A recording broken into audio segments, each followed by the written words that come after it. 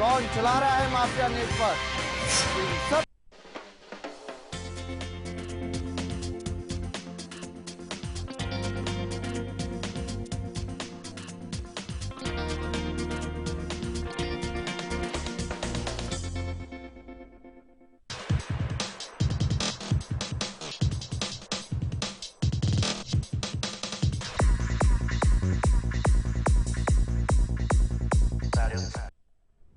Welcome to Lemon home theatre. मैं हूं सुधा सिंह।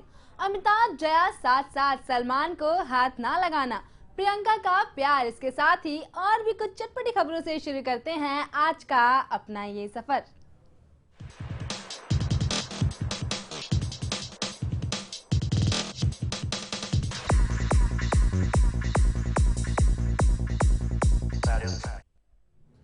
लंबे समय के बाद एक बार फिर से जया बच्चन और बिग बी का इश्क दिखेगा बड़े पर्दे पर। किस फिल्म में देखने को मिलेगा आपको इनका रोमांस, चलिए आपको दिखाते हैं।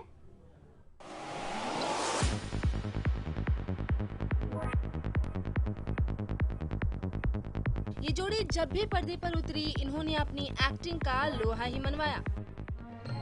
देखो ना तेरे मेरे मिलन की ये रहना, नया कोई गुल खिलाएगी, नया कोई गुल खिलाएगी, तभी तो चंचल है तेरे नैना।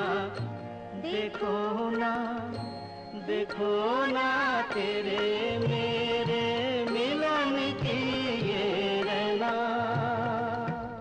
बॉलीवुड के शहंशाह और उनकी बेगम यानी कि जया बच्चन बड़े पर्दे पर एक बार फिर से अपनी केमिस्ट्री दिखाने के लिए बिल्कुल तैयार हैं। खबर है कि दीवार, जंजीर, शराबी जैसे फिल्म्स में 2 दशक से भी अधिक समय तक बिग बी के मेकअप मैन रहे दीपक सावंत लीडर नाम की फिल्म बना रहे हैं, जिसमें अमिताभ जया को प्रमुख भूमिकाओं में साइन किया गया है। वैसे दीपक सावंत इससे पहले भी अमिताभ को लेकर 3 भोजपुरी फिल्में गंगा, गंगोत्री और गंगा देवी बना चुके हैं। गंगा देवी में अमिताभ के साथ साथ जया बच्चन ने भी प्रमुख किरदार निभाया था।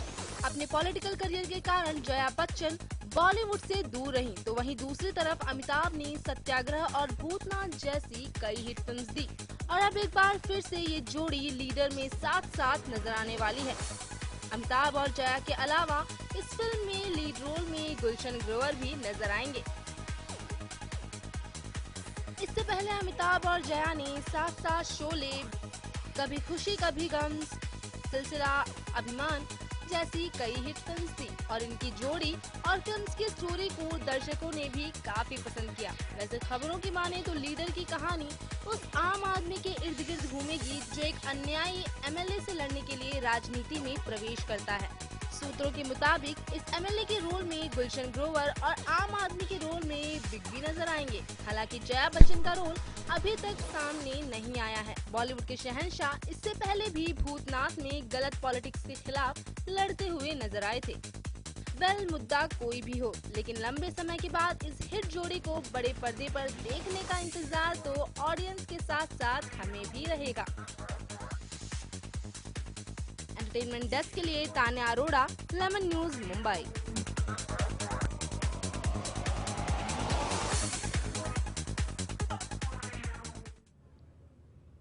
बॉलीवुड के दबंग खान जो अपनी फिल्म के साथ साथ अपने गुस्से के कारण भी अक्सर चर्चा में रहते हैं, जिनके गुस्से से स्टार्स भी डरते हैं।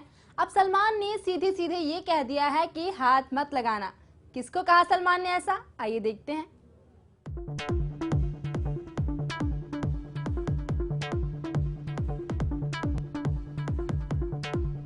बॉलीवुड के दबंग खान के गुस्से से कौन वाकिफ नहीं है, और अब दबंग खान ने सीधा सीधा ये भी कह दिया है कि हाथ मत लगाना। थोड़ा सा ठहर जाइए जनाब। अगर आप ये सोच रहे हैं कि दबंग खान किसी को धमकी दे रहे हैं, तो ऐसा बिल्कुल भी नहीं है। सलमान खान किसी को धमकी नहीं दे रहे, बल्कि हाथ न लगाना उनके गाने के बोल हैं, जिसे सलमान ने खुद लिखा है। जी हाँ, एक्टर और स्टोरी राइटर के तौर पर अपनी प्रतिभा दिखा चुके सलमान अब गीतकार भी बन गए हैं। सलमान ने ये गाना अनीस बाज़मी की फिल्म नो एंट्री में एंट्री के लिए लिखा है। बॉलीवुड के सबसे यंगेस्ट म्यूजिक कंपोजर 18 साल के पलाश मुच्छल ने इस गाने के लिए संगीत दिया है। पलाश मुच्छल का नाम सबसे युवा भारतीय कंपोजर के तौर पर Guinness book of world records में दर्ज है। और खबरों की माने तो सलमान पलाश मुच्छल के टैलेंट से इतने ज्यादा खुश हुए कि उन्होंने उनके लिए इस गाने को ही लिख दिया। वैसे पलाश ने इस बात की पुष्टि करते हुए एक इंग्लिश न्यूज़पेपर को इंटरव्यू देते हुए कहा, हाँ, मैंने नो एंट्री में एक एंट्री का गाना कंपोज किया है जिसे सलमान सर ने लिखा है। मेरे बहन पलक ने इस गाने को गाया है। सलमान और मेरा घर इंदौर में है, इसलिए हमारे बीच खास कनेक्शन है। ये गाना मुन्नी बदनाम हुई की तरह जबरदस्त आइटम नंबर है। वैसे हम आपको ये भी याद दिला दें, इससे पहले सलमान खान वीर की कहानी लिख चुके हैं।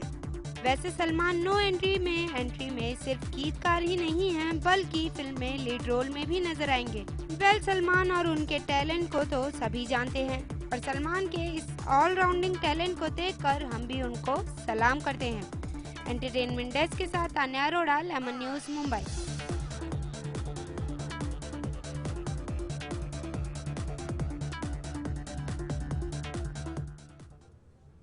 प्रियंका के लव लाइफ को लेकर भी बनेगी फिल्म। जी हाँ, ये फिल्म कोई और नहीं बल्कि उनके ही एक्स बॉयफ्रेंड बनाएंगे।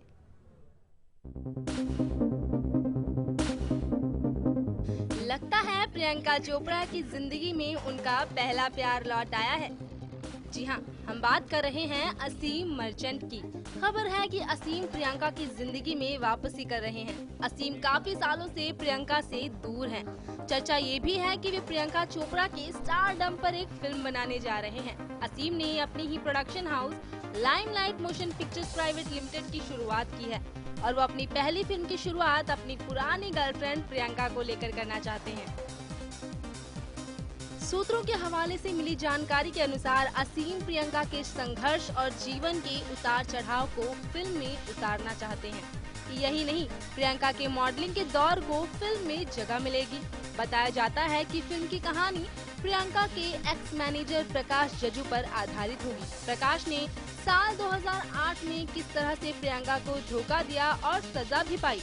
असीम ने बताया कि फिल्म की कहानी पर काम शुरू हो गया है। प्रियंका के बॉलीवुड करियर की शुरुआत से लेकर प्रकाश जज्जू को मिली सजा तक सब कुछ फिल्म में बयां किया जाएगा। आपको बता दें कि प्रियंका अपने मॉडलिंग के दौर में असीम के संपर्क में आई थी। काफी सालों तक दोनों के बीच गहरी दोस्ती रही, लेकिन जैसे जैसे प्रियंका अपनी फिल्मी करियर के नजदीक पहुंचती गई, असीम से अलग होती गई। लेकिन अब फिर प्रियंका को अपने पुराने प्यार की याद आ गई है और फिल्म के बहाने ही सही, लेकिन अब वापस प्रियंका असीम के नजदीक आ रही है। वैसे मीडिया में प्रियंका और शाहरुख की नजदीकियों को लेकर भी काफी चर्चा रही। यहाँ तक शाहरुख की वाइफ गौरी भी इन दोनों की नजदीकियों से काफी परेशान हो गई थी और गौरी की नाराजगी के कारण शाहरुख प्रियंका एक दूसरे से दूर हो गए। प्रियंका ने करीना के प्यार में चोट खाए शाहिद से भी नजदीकियां बढ़ाई और इस बार तो दोनों की रियल लाइफ जोड़ी को सबने एक्सेप्ट भी कर लिया था, पर ये रिश्ता भी ज्यादा दिन तक नहीं चला और फिल्मी फ्राइडे की तरह इसका भी अंत हो गया। पर अब प्रियंका फिर लौट रही हैं अपने पुराने प्यार की तरफ, चाहे वो फिल्म के बहाने से ही। और हम भी प्रियंका के लिए दुआ करते हैं कि असीम के साथ उनकी फिल्म चले ना चले, पर उनकी और असीम की लाइफ सेटल हो जाए, क्योंकि इतने सारे अफेयर्स के बाद तो प्रियंका को समझ आ ही गया होगा कि उनके प्यार की आखिरी डेस्टिनी उनका पहला प्यार असीम ही है। एंटरटेनमेंट डेस्क के लिए निर्मल त्रिवेदी, 11 न्यूज, मुंबई।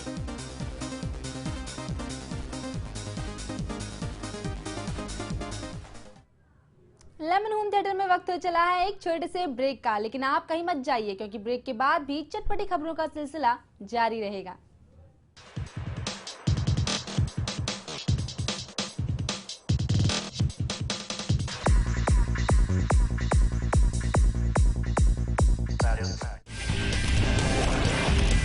जो परसेंटेज ऑफ वोटिंग है ये बम्पर माना जाता है। मरते किसान और सोते सरकार। नमस्कार, मैं प्रशांत आंग्रे और आप तमाम दर्शकों का स्वागत है इस प्राइम टाइम में। लेमन प्राइम टाइम हर रात 9 बजे। क्या आप परेशान हैं? क्या आपको व्यापार में नहीं मिल रही है सफलता? क्या आपको मन मुताबिक नहीं मिल रही है नौकरी? क्यों आ रही है आपके भाग्य में रुकावट? क्यों आपका नहीं हो रहा है भाग्य उदय? वैवाहिक जीवन में किन ग्रहों की वजह से आती है समस्या?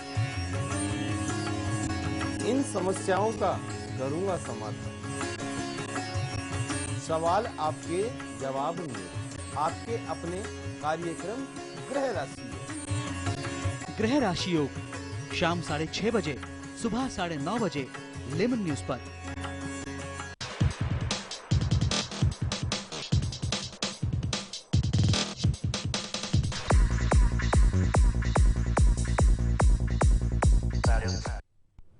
Welcome back to Lemon home theatre. भाई, क्रिकेटर्स का दिल कब और किस पर आ जाए ये तो कुछ कहा नहीं जा सकता। जी हाँ, यूवी का दिल फिर से किसी के लिए धड़कने लगा है। अब कौन है ये मोहतरमा, आइए आपको दिखाते हैं।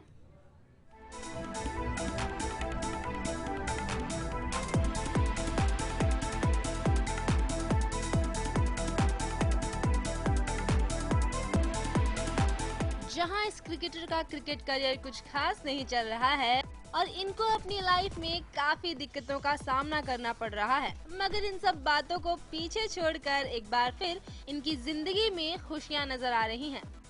जी हाँ, हम बात कर रहे हैं इंडिया क्रिकेट टीम के महान युवा क्रिकेटर और सबके चहेते युवराज सिंह की।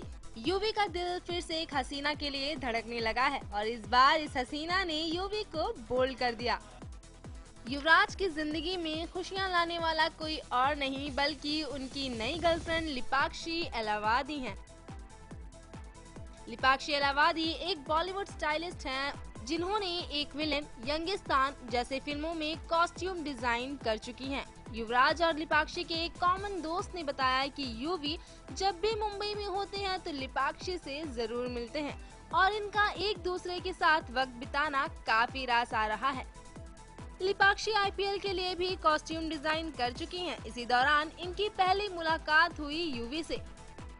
वक्त के साथ दोनों की दोस्ती काफी गहरी होती गई और अब इनकी इश्क की खबरें भी फैलने लगी हैं। सूत्रों का कहना है कि लिपाक्षी युवराज की मां शबनम से भी मिल चुकी हैं, लेकिन लिपाक्षी ने इस रिश्ते को लेकर कुछ भी कहने से इनकार कर दिया है। मगर उन्होंने इतना जरूर कहा है कि युवराज एक अच्छे इंसान है और वो दोनों साथ घूमते भी हैं और इसके आगे उन्होंने कुछ नहीं कहा। इससे पहले भी युवराज सिंह का नाम बॉलीवुड की कई एक्ट्रेस के साथ जुड़ चुका है, जिसमें दीपिका पादुकोण, किम शर्मा, प्रीति जिंटा, नेहा धूपिया जैसे नाम शामिल हैं। सिर्फ युवराज ही ऐसे अकेले क्रिकेटर नहीं है जिनका नाम बॉलीवुड एक्ट्रेस के साथ जोड़ा गया है। इनमें विराट कोहली, हरभजन सिंह, श्रीशांत और जहीर खान जैसे खिलाड़ियों के भी नाम शामिल हैं। वेल, इन क्रिकेटर्स का कब किसके साथ लव कनेक्शन हो जाए और कब ब्रेकअप, ये तो कहा नहीं जा सकता। एंटरटेनमेंट डेस्क के लिए शिव यादव, लेमन न्यूज, मुंबई।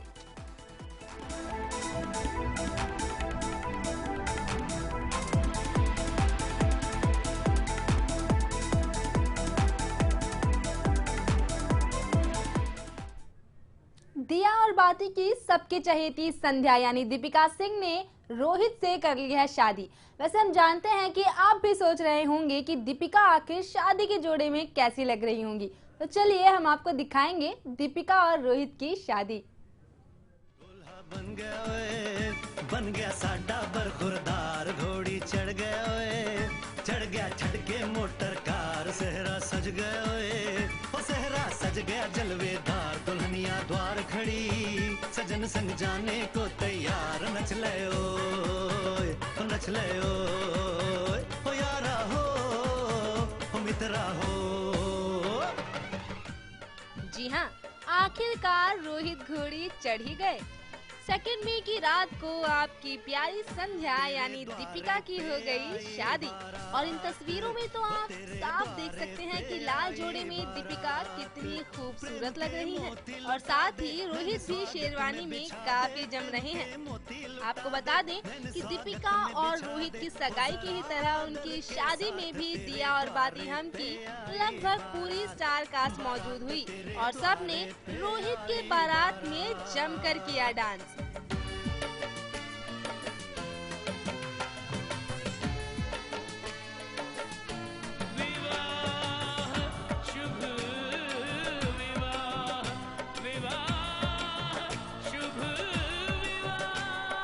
दिल्ली का राजा आया वरने को मधुपुर की रानी। तो देखा आपने कैसे सब बारात में नाचने में मस्त हैं। वहीं दूसरी तरफ इन्होंने दीपिका और रोहित को उनकी शादी के लिए बधाइयां भी दी। जब हमें ये पता चला सेट पे हम चीख रहे थे, पूरा दिन चीख रहे थे एक दूसरे को देख के out of excitement. Rohit sir और दीपिका को मेरी और हम तीनों की तरफ से बहुत बहुत शुभकामनाएं। हमें दीपिका ने आगे एक दिन बोला कि सडनली हम लोग अपना टेररिस्ट वाला ट्रैक शूट कर रहे थे पूरा, तो तब ऐसे हम लोग बात कर रहे थे कि अलग अलग लोगों के बारे में किसकी जोड़ी किससे जमेगी और सडनली दीपिका आती है, बोलती है मुझे तुम लोग को खबर देनी है। मैं क्या और हम लोग शादी कर रही हूँ। आउट ऑफ एक्साइटमेंट हम लोगों ने बोल दिया शादी हो रही है, राइट? हम लोगों ने मजाक में बोला कि क्या शादी कर रही है, क्या कहनी चाहिए? हाँ मैं शादी कर रही हूँ, रोहित सर दे रहे हैं। ओह माय गॉड, तब चिल्लाने लगे उसके बाद। और सब लोग सेट पे सोच रहे क्या हो गया, क्योंकि तब तक सेट पे खुला नहीं था ये, और हम लोग पागलों की तरह चिल्लाए जा रहे, तो आउट ऑफ एक्साइटमेंट। सो जब फाइनली चिल्लाया तो सब लोगों ने पूछा क्या हुआ क्या। फाइनली दीपिका ने और सर ने बोला कि this is what the big news is, और हम सब आपको इनवाइट कर रहे हैं। सो या और उसके बाद तो बहुत मजा आया। पूरे दिन रोहित सर को हमने उनकी खिंचाई की और वो बेचारे ब्लश करते करते इधर से उधर मैं कहा सर शादी हो रही है। लाइक ये यार नाच रहे तुम कैसे थोड़ी मार रहे हो।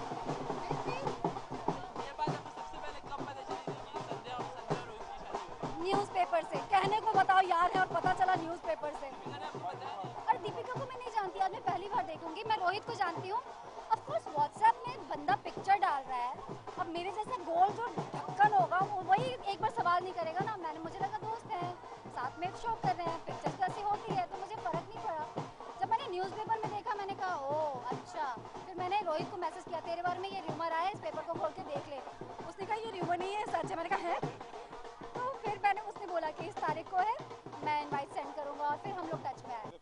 परसों जो संगीत था तो आज मैं आया, जैसे मुझे पता चला कि बारात मुझे मिली है तो मैं खूब नाचा।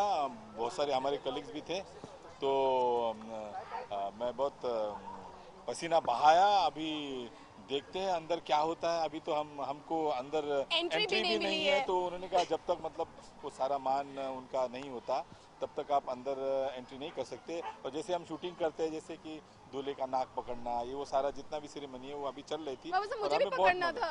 अरे नहीं, आप लड़की वाले की तरफ से होना चाहिए उसके लिए, लेकिन आप बाहर है तो मतलब लड़कों वाले की तरफ से। इसलिए मैंने देखा सारा और बहुत मुझे मजा आया। और सबसे बड़ी बात, ये इतनी खुशी की बात है आज हमारे लिए। वेल दीपिका और रोहित तो फाइनली शादी के इस अटूट बंधन में बंध ही गए और लेमन न्यूज की तरफ से भी इन दोनों को शादी की ढेर सारी बधाइयाँ। एंटरटेनमेंट डेस्क के लिए सुधा सिंह, लेमन न्यूज मुंबई। मुझे साजन के घर जाना है, मुझे साजन के घर जाना है, मुझे साजन के घर जाना है, मुझे साजन के घर जाना है, हाँ मुझे साजन के घर जाना है, मुझे साजन। लेमन होम थिएटर में वक्त तो चला एक छोटे से ब्रेक का। You stay with us.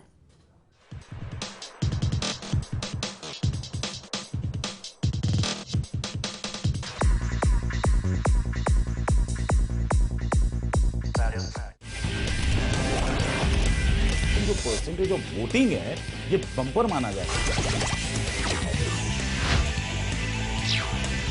मरते किसान और सोते नमस्कार, मैं प्रशांत आंग्रे और आप तमाम दर्शकों का स्वागत है प्राइम टाइम में। लेमन प्राइम टाइम हर रात 9 बजे अंडरवर्ल्ड की नब्ज पहचानता हूं मैं, हर गैंग के राज जानता हूं मैं। अपराधी छोटा हो या बड़ा, मेरी नजरों से बच नहीं सकता। कहां छिपे हैं देश के दुश्मन, कहां से चलती है कंपनी, कैसे किया मुंबई पुलिस ने कंपनी को खल्लास, दिखाएंगे हम। कहाँ जुड़े अंडरवर्ल्ड के तार, कौन चला रहा है माफिया नेटवर्क, इन सबकी खबरें देता हूं मैं।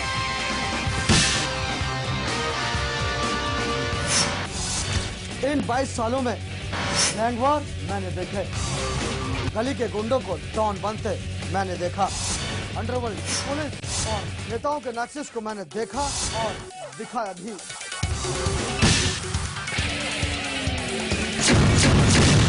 लेमन न्यूज के क्राइम टीम रखेगी अपराध जगत पर पैनी नजर।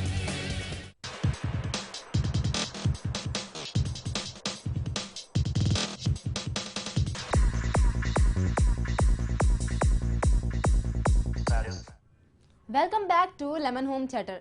लेवेंडर पेस ने अपनी बेटी अहाना की कस्टडी को लेकर खटखटाया कोर्ट का दरवाजा। हम बात कर रहे हैं रिहाना पिल्लई के हस्बैंड की। दरअसल रिहाना संजय दत्त की वाइफ रह चुकी हैं और तलाक के बाद इन्होंने टेनिस प्लेयर लिएंडर पेस से शादी कर ली। और अब क्यों पहुंचा इनका मामला कोर्ट तक, आइए दिखाते हैं आपको हमारे इस खास रिपोर्ट में।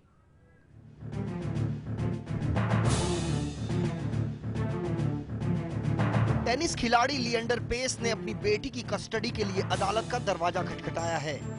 दरअसल बॉलीवुड अभिनेता संजय दत्त से अलग होने के बाद उनकी पत्नी रिया पिल्लई व Leander Paes live in partner के तौर पर रह रहे थे।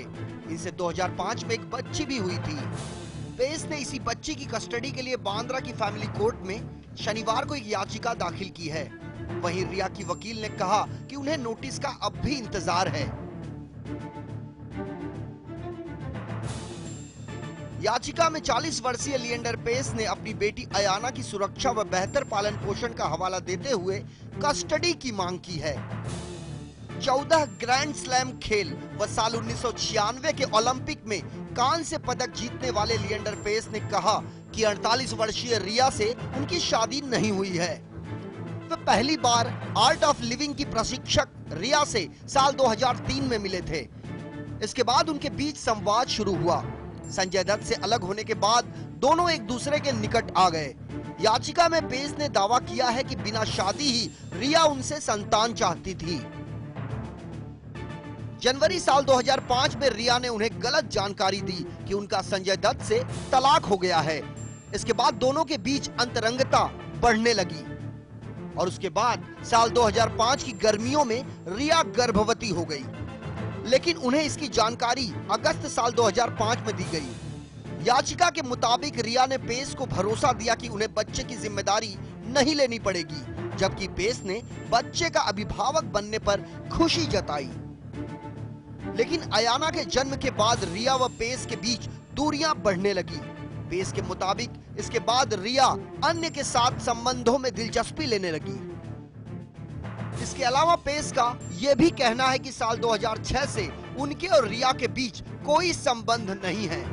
दोनों एक ही छत के नीचे रहने के बावजूद भी अजनबी की भांति जिंदगी गुजार रहे हैं। इस संबंध में पूछे जाने पर लिएंडर पेस ने याचिका की पुष्टि की, लेकिन टिप्पणी करने से साफ इनकार कर दिया।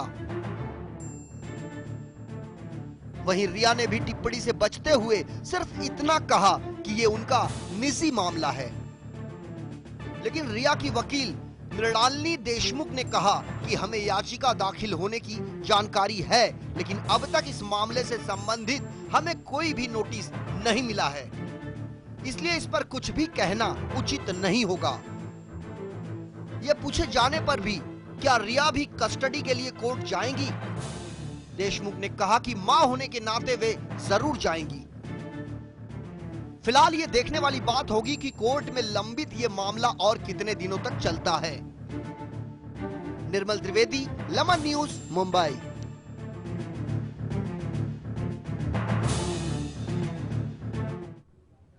चलिए अब आपको ले चलते हैं डीआईडी लिटिल मास्टर में, जहां हमेशा की तरह इस बार भी छोटे उस्ताद धमाल मचाते नजर आए।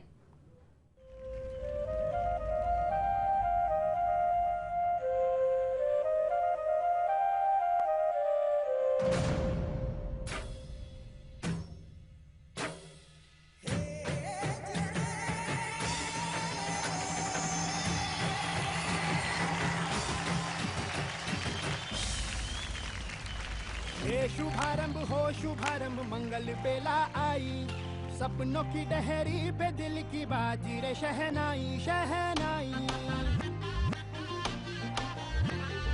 ख्वाबों के बीज कच्ची जमीन पे हमको बोना है, आशा के मोती सांसों की माला हमें पिरोना है, अपना बोझ मिल के साथ ही हमको ढोना है। शहनाई शहनाई शहनाई। रास रचिलो साज सजिलो शुभ घड़ी जय आवी, आजा आजा टमटमाता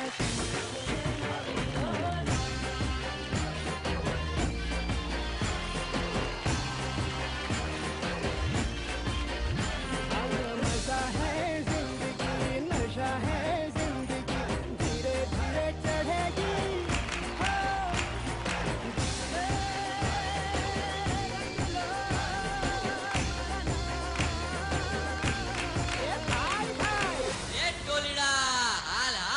ઝડપ પધાર તો મજા આવી જાય।